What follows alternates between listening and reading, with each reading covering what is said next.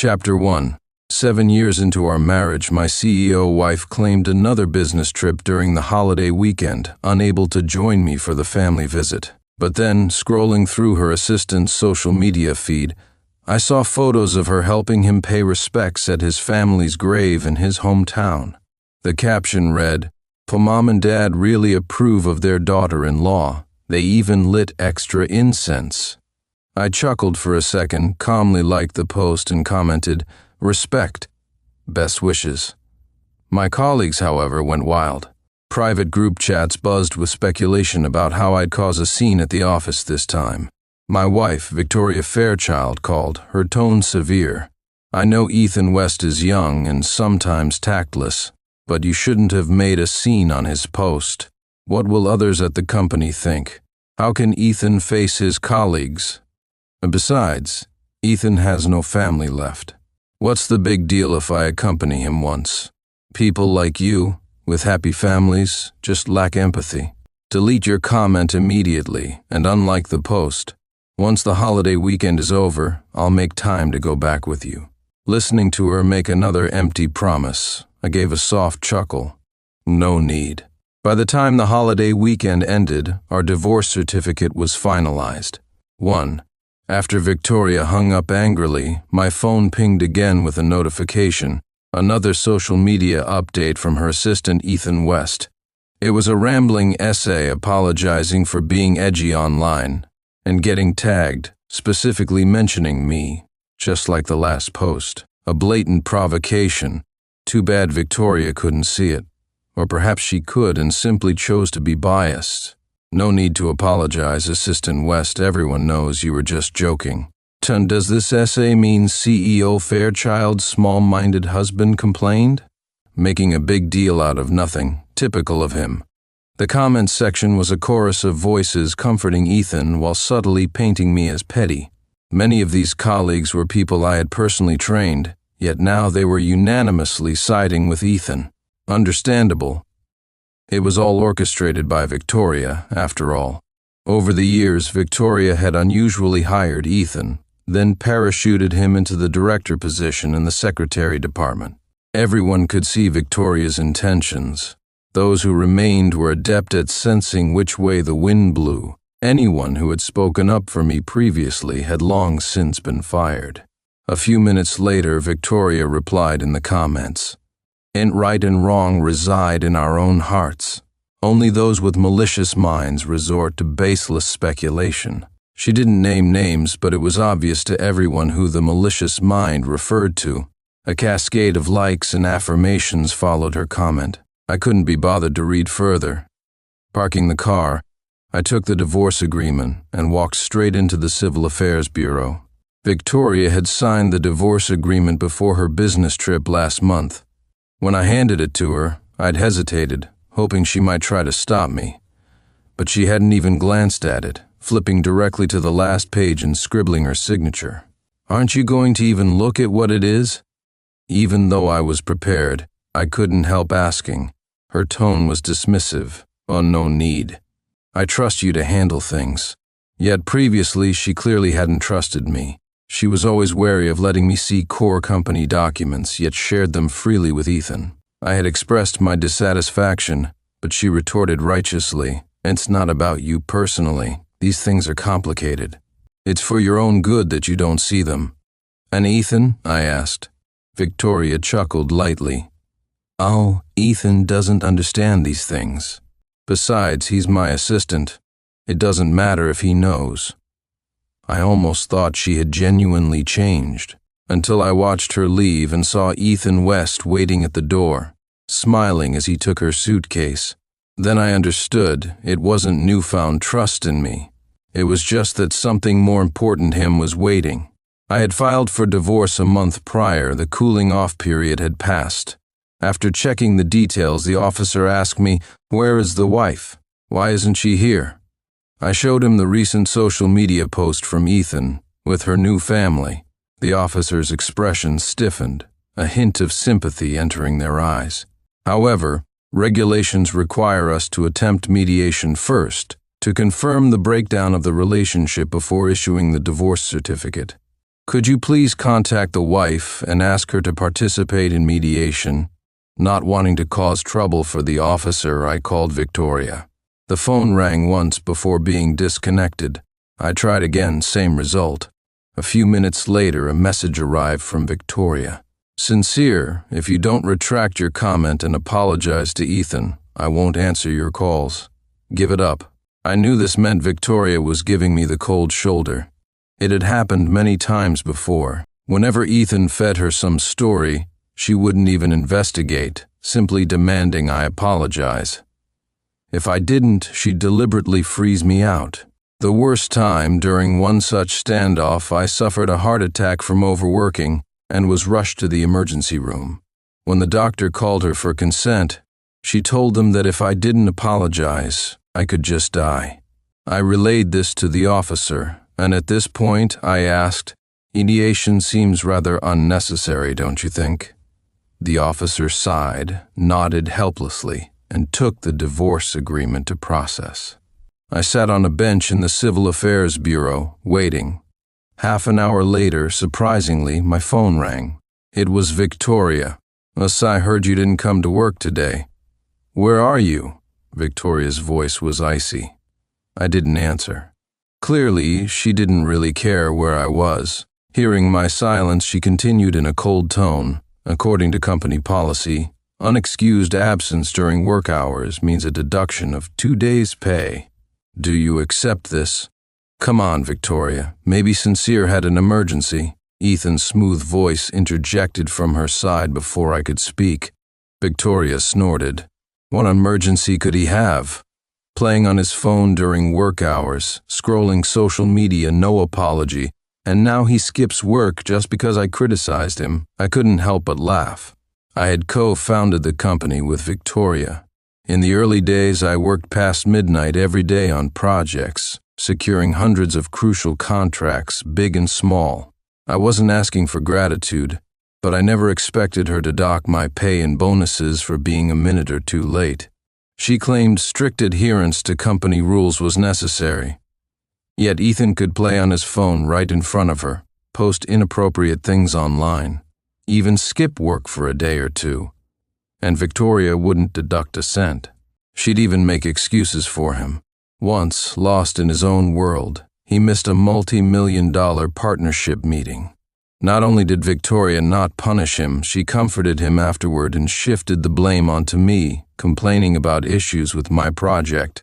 "Sincere, do you admit you were wrong?" Victoria demanded coldly. I nodded. Yes, I was wrong. Wrong not to see her true colors sooner. Wrong to have compromised myself for so long just because I couldn't let go of a 7-year marriage. Victoria didn't let me finish.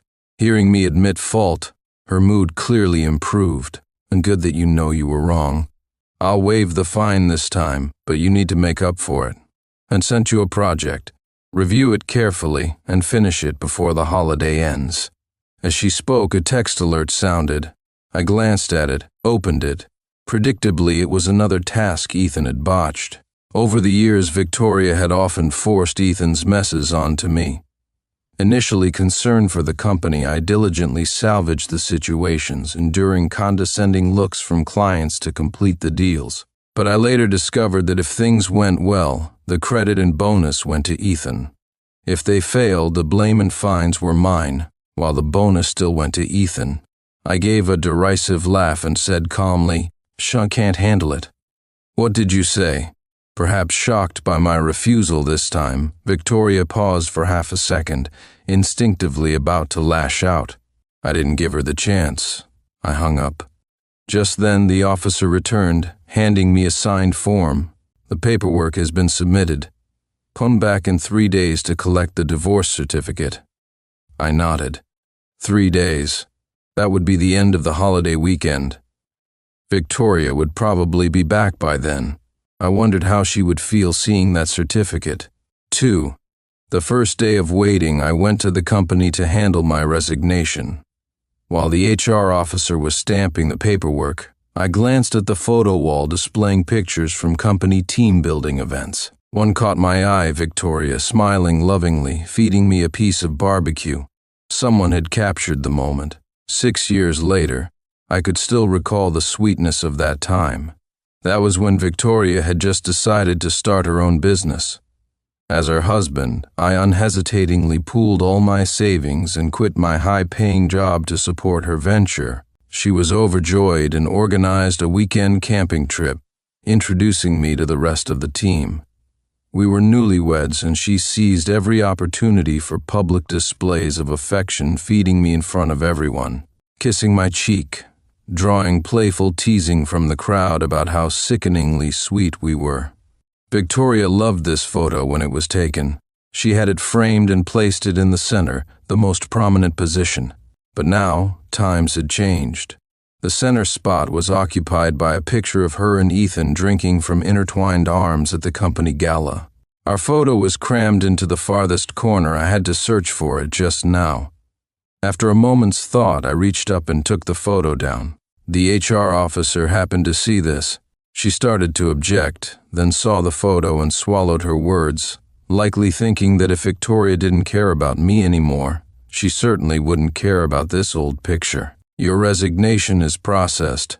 Complete the handover and you can leave. The HR officer tossed a form onto the desk. I blinked, surprised. So quickly? Victoria signed off already? I wasn't thinking much when I asked, just that Victoria rarely checked her phone immediately, and the normal process usually took a couple of hours, especially since she was still in Ethan's hometown.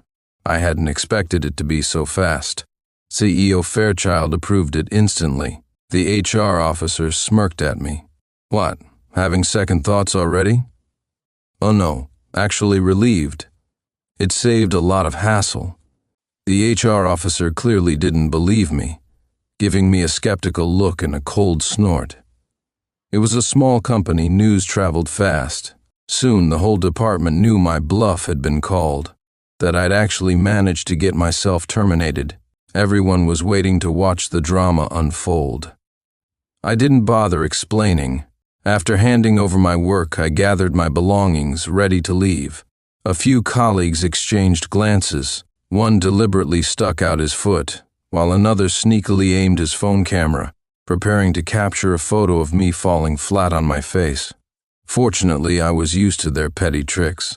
Pretending not to notice, I walked towards the colleague with the outstretched foot and then brought my own foot down hard on his. Ignoring the howls of pain and the accompanying curses, I walked out the door feeling rather pleased. The second day of waiting, I listed the apartment with a real estate agent. It was an off-plan property I had bought when we first got married, paying in full with money borrowed from my parents. Victoria said she didn't have money, and I didn't press her. I handled all the renovations and appliances myself. When it came time to finalize the deed, I still intended to add her name.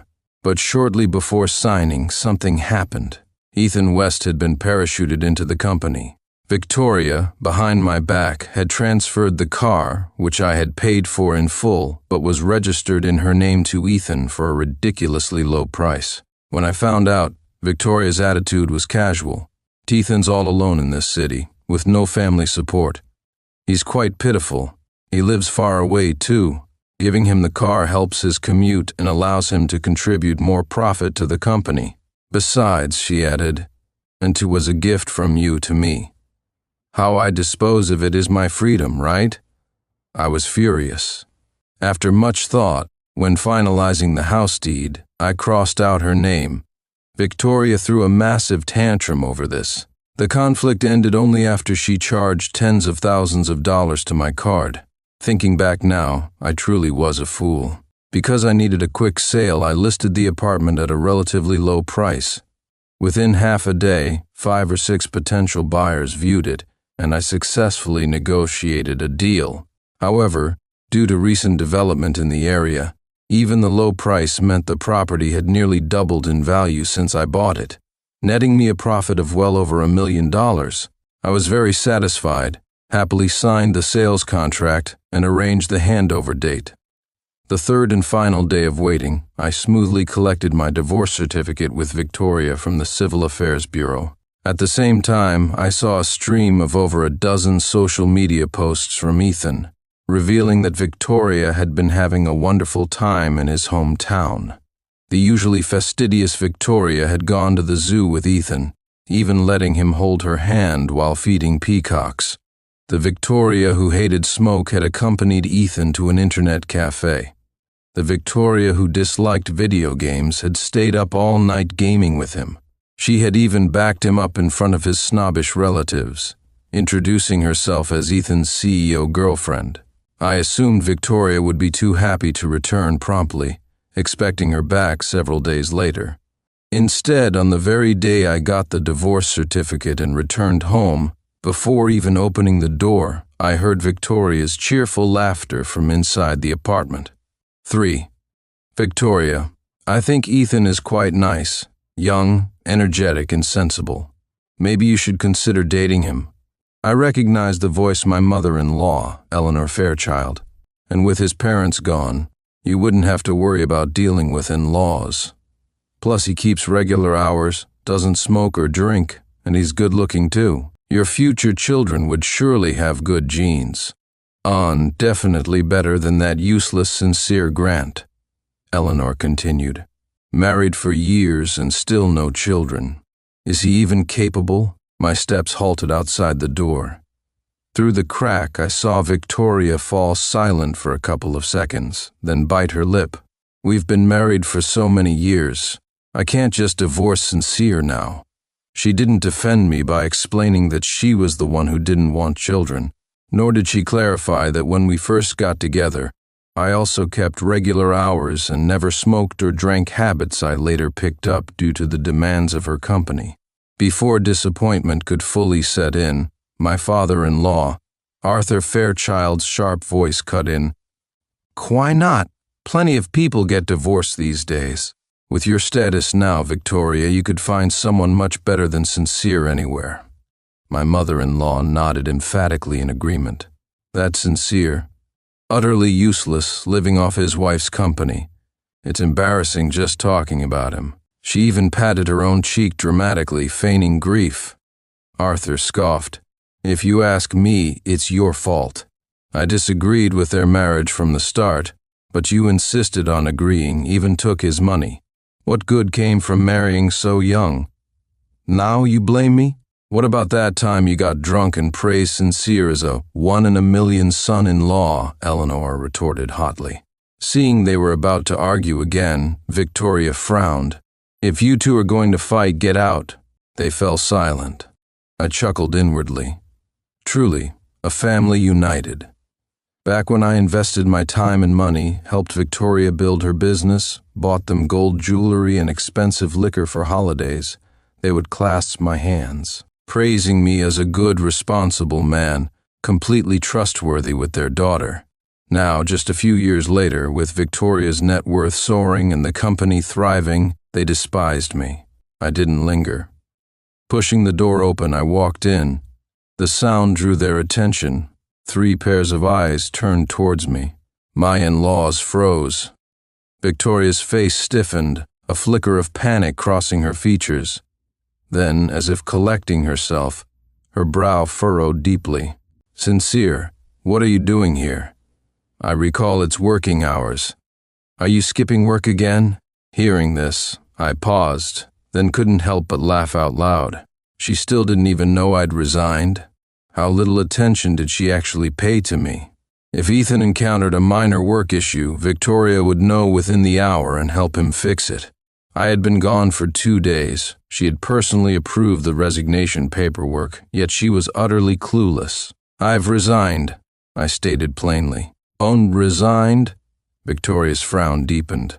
Arthur, however, seemed to grasp something, his face flushing, mustache bristling. Sincere, are you crazy? Resigning now, leaving the company solely to Victoria. What kind of man are you? Eleanor also caught on. So, leeching off my daughter wasn't enough. Now you're trying to play hardball after quitting? Have you no shame? I ignored them, my gaze fixed on Victoria. As expected, she showed no interest in why I resigned. She just shot me a disdainful glance and said, Sincere, let me be clear. You can resign, but I won't support you. You'll have to fend for yourself from now on." Her words made me laugh. Just as I was about to respond, Ethan West emerged briskly from the adjacent bedroom. "Sister Victoria, what's going on? Did I just hear Brother Sincere resigned?" Using the somewhat formal mocking Brother Sincere from the mapping here to reflect the original tone. Let's reevaluate in English. An assistant calling his boss's ex Brother Sincere sounds very strange unless overtly sarcastic. Let's make it sound concerned but undermining. "Victoria, what's this? Did I hear Sincere resigned?" Perhaps because I was already prepared, seeing Ethan didn't surprise me. Instead, I felt a sense of course, a kind of resigned clarity. Victoria's eyes flickered strangely for a moment. Ethan lives too far from the airport. He was exhausted these past few days, so I let him rest here first. "Yeah, Sincere, sorry for intruding," Ethan chimed in smoothly. "I know you're angry with me. As an apology, I brought some gifts this time. I hope you'll be the bigger person and not hold a grudge against me." With that, Ethan produced a bag of fruit from behind him and offered it to me. I glanced at it. One apple bore the character for joy, identical to the ones I'd seen in his social media posts from the grave offerings. I found it amusing.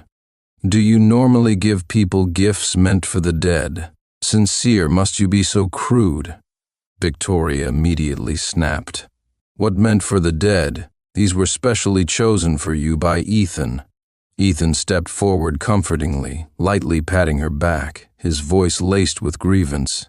"Victoria, don't be angry. It's understandable if Sincere doesn't like what I brought. It's just my fault. I come from a poor family. Actually, I wanted to get Sincere something expensive. But why give him anything? A snob like him doesn't deserve it." Eleanor glared at me, then took the fruit from Ethan with a warm smile. "Don't worry. Auntie loves your gift. Auntie will take it." Very sweet," Arthur added coldly. "Sincere, let's be frank. You're not the man you used to be. You're no longer worthy of Victoria. You should divorce her sooner rather than later." A sly glint flickered in Ethan's eyes, quickly replaced by a look of regret. "Uncle, Auntie, how can you say that? Sincere and Victoria are such a good match. It would be such a shame to divorce. Victoria, say something." Victoria took a deep breath and walked up to me. "Sincere, you have indeed gone too far recently. But we've been married 7 years and I'm not insisting on divorce. Since you apologize to Ethan and then let Ethan borrow this apartment. No need." I anticipated what she was about to say and cut her off smoothly. Holding the divorce certificate out to her, I stated, "And we are already divorced." Chapter 2.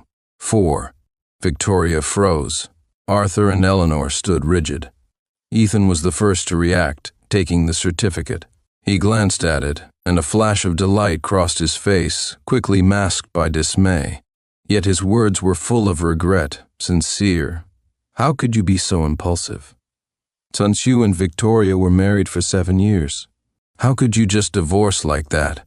You should have tried talking to Victoria properly. Maybe things wouldn't have reached this point." Arthur and Eleanor snapped back to reality, looking eagerly at Victoria.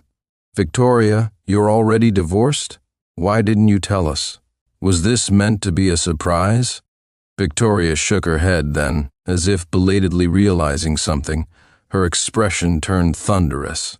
"Sincere, is there any point in faking a divorce certificate? And I certainly don't recall signing any divorce agreement with you." "You did sign one," I reminded her. "The one I handed you before your trip a month ago. The contract you didn't read. Do you need me to show it to you?" Victoria's face changed again. Seemingly understanding that I wouldn't lie about something like this, Victoria didn't demand verification. Her face darkened as if ice was forming. "What tricked me into signing a divorce agreement?" Strangely, she didn't seem as happy as I would have expected, but I quickly understood why. Eleanor smiled reassuringly at her. "It doesn't matter, Victoria. Signed is signed, divorced is divorced. He's the one who initiated it. So it's not the issue, Auntie," Ethan interjected, his dark eyes darting around. The agreement likely dictates the division of assets. With Victoria's current net worth, even half would be enough for a normal person to live comfortably for a lifetime. What if he wrote that Victoria gets nothing? Arthur and Eleanor seemed to understand Ethan's implication. One bristled with indignation, the other pointed a finger at my nose. "And Sincere, you useless waste using such despicable tactics. Aren't you disgusted with yourself? Let me tell you, obediently return the assets to Victoria, or we'll sue you into bankruptcy." Like Victoria, they didn't even bother to ascertain the facts before believing Ethan, assuming I would cheat Victoria. Before I could speak, Ethan spoke up again, seemingly trying to clarify. "Don't worry.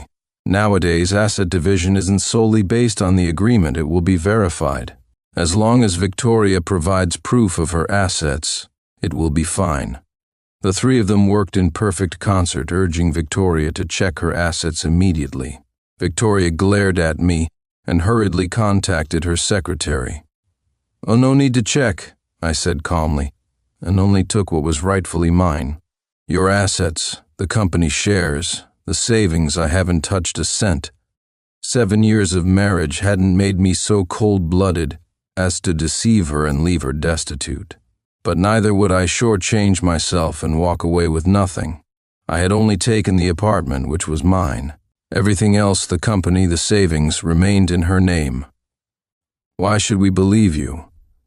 Eleanor remained suspicious, still encouraging Victoria. Victoria, however, seemed lost in thought, standing frozen. Seeing this, Eleanor grabbed Victoria's phone and took charge. Less than 5 minutes later, a message arrived from the secretary. Seeing that the company assets were still under Victoria's name, Eleanor finally breathed a sigh of relief. I had no intention of staying longer. I've already sold the apartment. The handover is in a couple of days. You should all plan to leave soon. Sincere. Just as I was about to leave, Victoria suddenly spoke. I thought she was going to argue about the apartment, but instead she asked a question that surprised me. 5. Why did you want to divorce me? When Victoria asked, I thought I'd misheard. Before I could process my surprise, her next words struck me as even more laughable. I know you're angry because I spent the holiday with Ethan, but I never intended to divorce you. We don't need to end up like this. She walked up to me, her tone softening, shedding the usual arrogance she displayed towards me. We can pretend today never happened. Let's remarry, stay together. Before she could finish, I burst out laughing. We had clashed fiercely over Ethan before. The worst time, we actually went to the Civil Affairs Bureau. But while waiting for our number to be called, she changed her mind, spoke softly to me. At that time, I too was reluctant to end so many years of marriage. So, I accepted her olive branch, pretended nothing had happened, and we walked out of the bureau hand in hand. Did she think I enjoyed crawling back? Still, I didn't quite understand. Didn't she want to be with Ethan? Why was she suddenly against the divorce? Seeing my silence, Victoria likely assumed I was regretting it again, just like before. She proactively linked her arm through mine, continuing, "Actually, I was doing it for your own good. Trying to make you more open-minded, trying to stop you from being so." Before she could finish, I decisively pulled my arm away. "And I don't need that kind of good. Save it for Ethan. I heard everything you three were saying at the door earlier." Victoria's face instantly turned deathly pale. Ethan, seeing this, hid the flicker of triumph in his eyes and said to Victoria, "Victoria, Sincere might have misunderstood. Let me explain it to him." With that, he walked towards me, reaching for my shoulder. Feeling repulsed, I moved to push him away. But before I could even touch him, he grabbed my hand. A triumphant flash appeared in his eyes as he forcefully shoved himself backward, staggering and crashing into the nearby coffee table. Ethan, Victoria rushed to help him, then rounded on me, her eyes blazing. "Unsincere, what are you doing? Don't you know Ethan injured his back before? He's had such a hard life. How can you be so heartless?" Victoria launched into a tirade against me. Eleanor, apparently unaware of this detail, looked confused. Ethan injured his back? What happened? Victoria explained, her voice thick with unconcealed sympathy as she recounted his tragic past. It boiled down to him taking tough jobs to earn money hauling sandbags at the docks, carrying bricks on construction sites. Because his parents died young, his relatives supposedly exploited him, making him do hard farm labor. But I had looked into it. Ethan's relatives weren't as bad as he claimed. In fact, those relatives had quite a few complaints about Ethan's dishonesty and character flaws. Besides, given his tendency to slack off, I highly doubted he could endure such hardship. I had told Victoria all this before, but she cut me off impatiently before I could finish. How can you believe those relatives? They must have treated Ethan like an animal, that's why they're unhappy with him. Besides, I've seen the scars on Ethan's back. Scars don't lie. I thought Victoria was just too kind, easily fooled by Ethan's sob story. So I told her about my own experiences with manual labor and even showed her my own scars. But she dismissed them contemptuously. Only you brought those on yourself. I was deeply frustrated at the time. But thinking back now, it's clear that even then, Victoria's heart had already tilted. Even if I believed Victoria had feelings for me, between me and Ethan, her heart was already biased. After hearing Victoria's account, my in-laws' expressions became inscrutable. But Victoria was anxious to get Ethan to the hospital, so they didn't say much more, bustling around to escort him out. "I'll contact you later," Victoria said abruptly to me as they were leaving. I didn't take it seriously. After Ethan appeared on the scene, Victoria had broken her promises to me too many times. Often, she'd suggest a date, but 2 hours later, she wouldn't have shown up. Calling her would just result in me being told to wait a bit longer. I'd wait at the agreed spot until midnight, and when I called again, she'd answer groggily, claiming some emergency came up and she forgot. I wasn't going to wait for her. I booked a flight home for the next morning. Unexpectedly, however, Victoria showed up at my door around midnight that same day. 6. When the doorbell rang, I thought it was the takeout I had just ordered. Opening the door, I saw Victoria standing there, dressed in a floral dress, her makeup impeccable. Seeing me, she raised her hands presenting a cake. She smiled sweetly. "Happy birthday." I was stunned for a moment. Her smile felt foreign. It had been at least 5 years since I'd seen her smile like that, hadn't it? And ever since Ethan joined her company, she hadn't even remembered my birthday. At first, she'd get the date wrong, the birthday cake often arriving 2 or 3 days late. Later, finding it too troublesome, she simply stopped ordering cakes or gifts altogether. Yet every year on Ethan's birthday, I'd see photos on his social media feed showcasing the cake and carefully chosen gifts from Victoria. I gave a faint smile. No point in being hostile to someone smiling, especially since we were divorced anyway.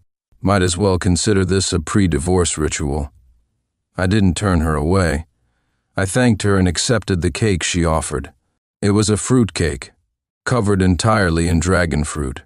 She clearly knew I was allergic to dragon fruit. Victoria seemed to remember too, her face flushing with embarrassment. The cake shops were all closed by this time. I had to run all over town just to find this one. Birthdays are just symbolic, right? Besides, you don't really like cake much anyway, she said, smiling to cover her awkwardness. I nodded in agreement.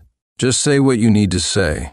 I have an early flight tomorrow, so I can't let you stay too long today. Victoria paused. Where are you going? Tight home, and when will you be back? I'm probably not coming back. I never particularly liked this city. I came here solely for her. Now that we were finished, I had no reason to stay. Victoria's voice held a note of urgency. Are you still angry about this afternoon? Ethan's back was injured. I was just worried about him.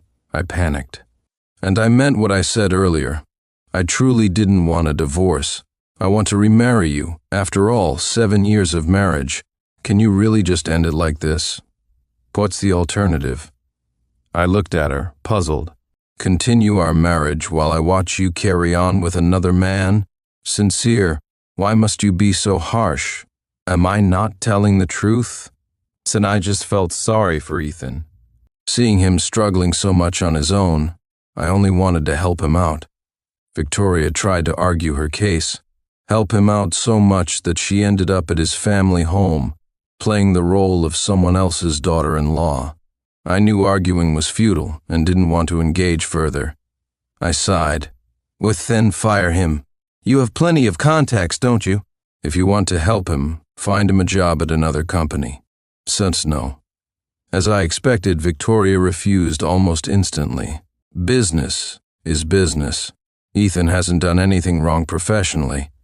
I can't fire him just because of your suspicions. Then there's nothing more to discuss. I walked to the door and gestured for her to leave.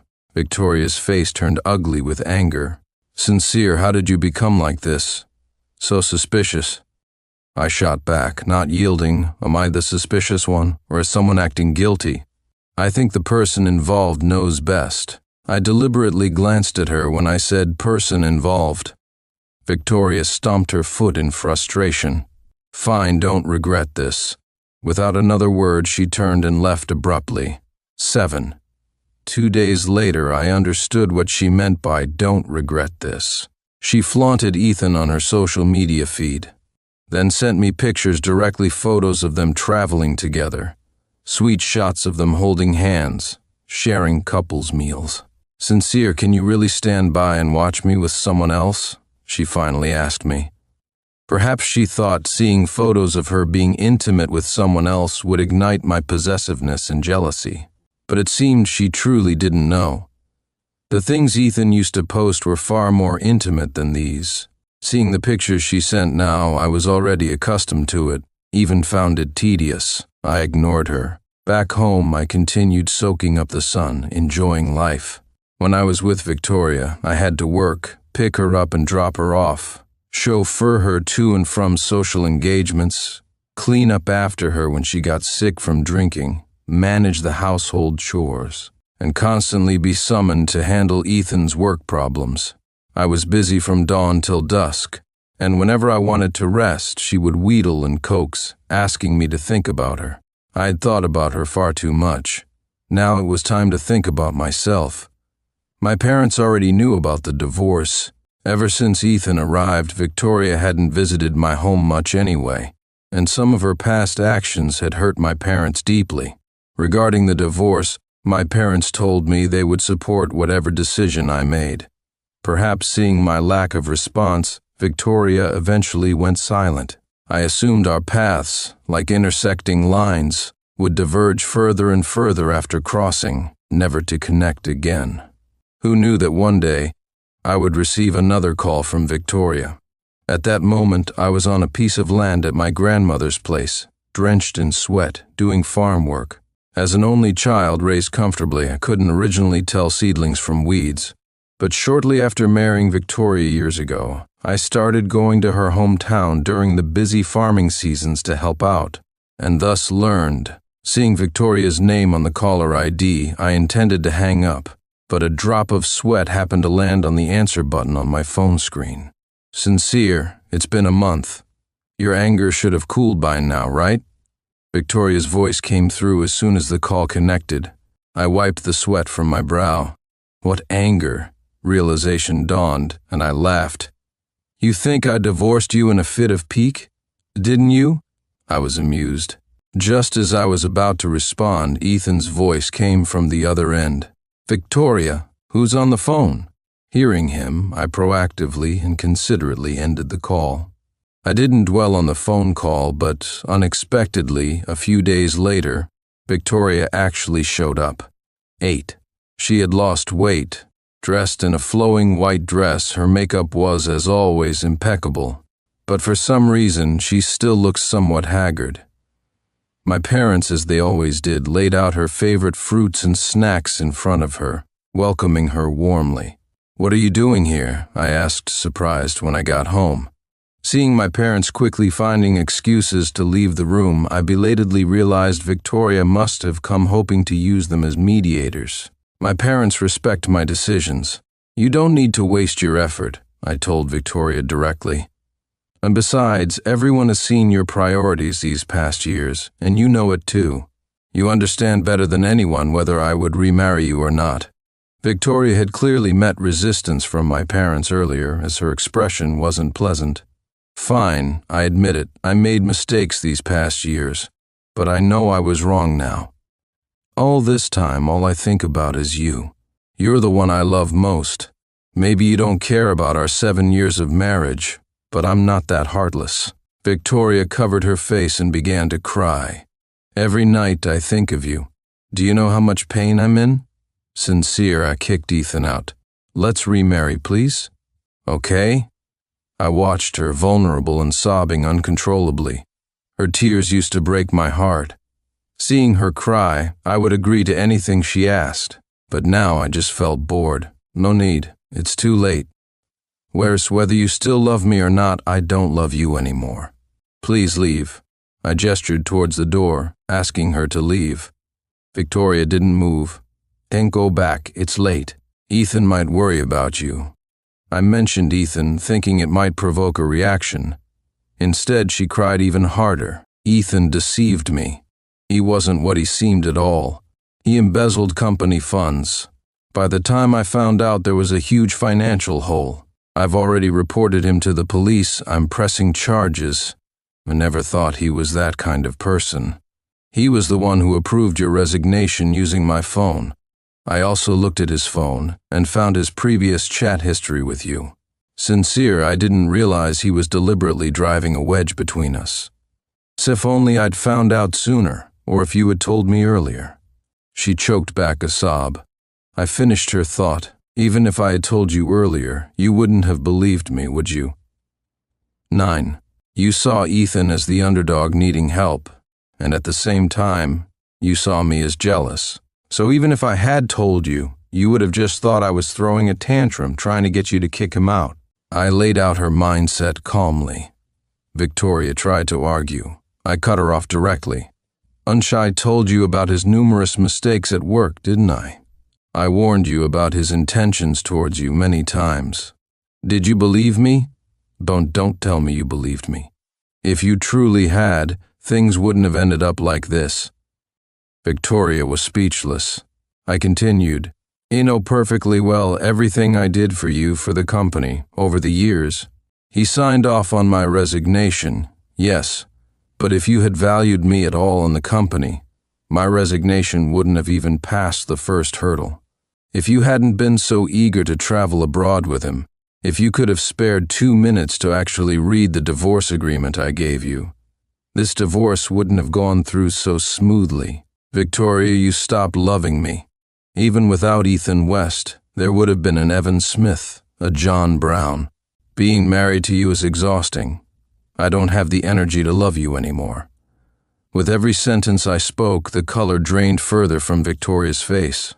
By the end, she was utterly silent, covering her face, crying without making a sound. I simply watched her coldly until she finished crying and stumbled towards the exit. Halfway there, she seemed to remember something, turned back, her voice hoarse.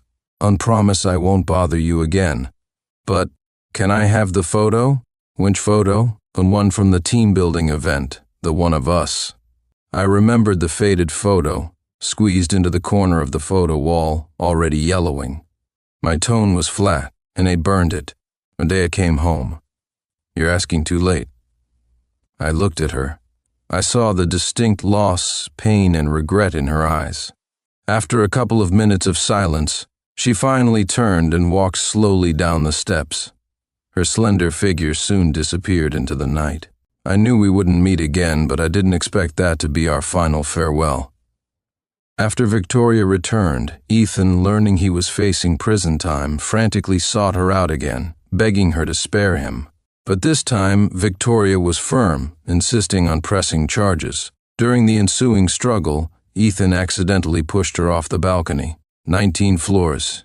She died instantly. Ethan West was prosecuted.